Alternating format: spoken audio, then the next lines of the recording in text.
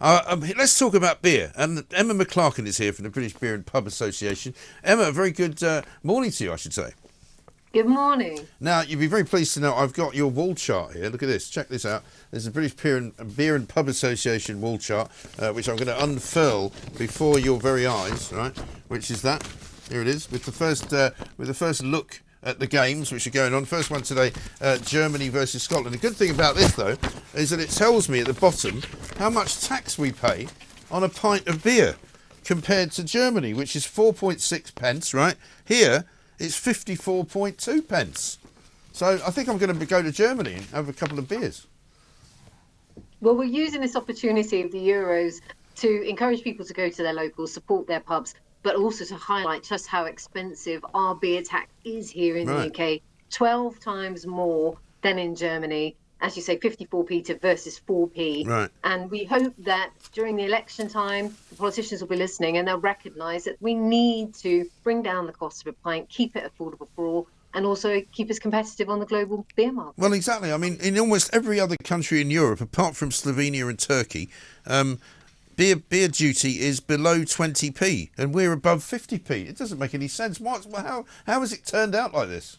It has been creeping up over the years, and we absolutely need to say we want to support British brewers. British brewing in this country is the highest tax sector that we have. Yeah. And we need to say that we back our brewers, we back our pubs. 7 out of 10 alcoholic drinks sold in a pub are beer, and that's why it matters. We've got to see the next government commit to lowering the cost of beer duty. Yes, absolutely right. Well, you certainly have my support. The Euros, it says here, will be a £2.4 billion home win for our battered booze sector, with the 600 pints being sunk in living rooms and pubs. I mean, but despite that, there's still a problem, isn't there, in a lot of pubs? I mean, I still hear stories all the time of pubs closing down, pubs that sort of just about made it through COVID but haven't really been able to rebuild the business. I mean, luckily, a lot of the pubs I go to, certainly around these parts, are pretty busy most of the time now in London.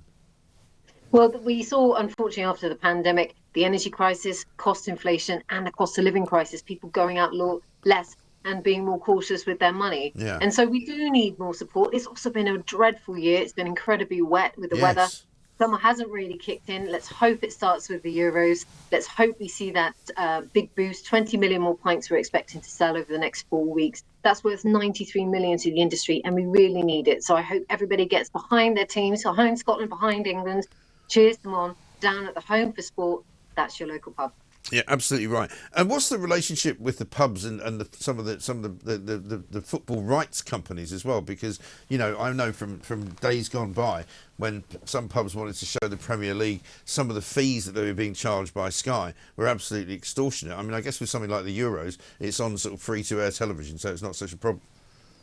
Well, that is a bonus, I have to say. We do have huge overheads across the whole business of running a pub, and we need to see the government and all the new government stepping up, saying we're going to help reduce the cost of doing business for you. We're going to bring down business rates. We're going to make it fair. We're overpaying of 500 million. Right. And we need to also see VAT to make us more competitive with the supermarkets on food and drink.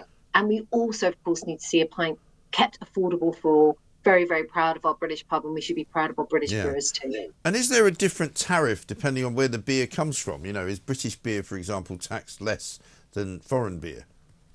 We need to, if the beer is produced in this country, the duty applies to it, and there will be importation fees as well. So this is an issue across the piece. We represent 90% of all the beer produced in the UK at the British Beer and Pub Association. Right. We want to support British brewing. We've seen too many breweries closing down this year. We want to encourage more. We want pubs to stay open. We want them not only to survive, but thrive.